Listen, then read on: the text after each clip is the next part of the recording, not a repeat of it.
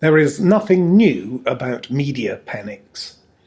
Every year there seems to be a fresh reason for the public to panic, according to the newspapers and television, whether it's falling standards in education or the rising tide of rubbish in our cities. But in these different tales of woe, there's a common factor. The cause is generally attributed to the youth of today and their strange new ways. 1 year long hair raises the vision of chaos, anarchy, and disobedience. A decade later, our worries are focused on hairstyles that are too short. The world moves on, but is it progress or decay? It's a bit like the glass half full or glass half empty example, more a matter of perception than having any actual basis in reality. Our fears in the 21st century centre on advances in technology. Despite enjoying all the benefits, we feel pessimistic about the consequences. People claim they're not worried for themselves, but for those who have less judgment, the young, the less educated.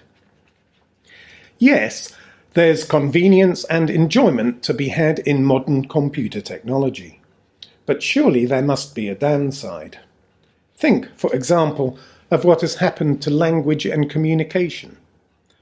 No longer do we have to write a letter by hand, first finding the pen and ink, carefully composing a letter on paper, then buying a stamp and taking the envelope to the post box.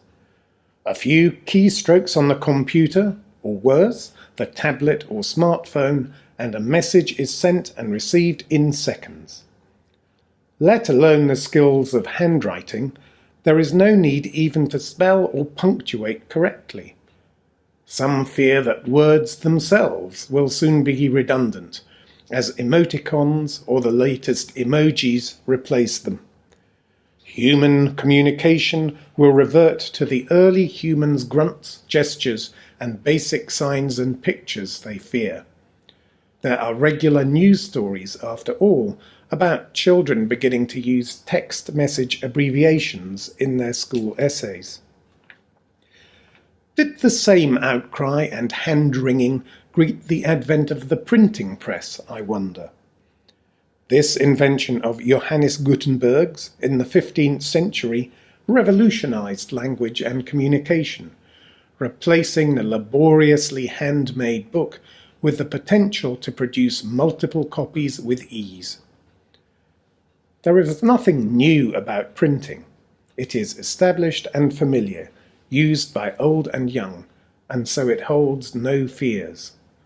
We would hate to do without the comfort of ready access to print. And yet, when the printing press first emerged, this new young invention was also viewed with suspicion by society's elders.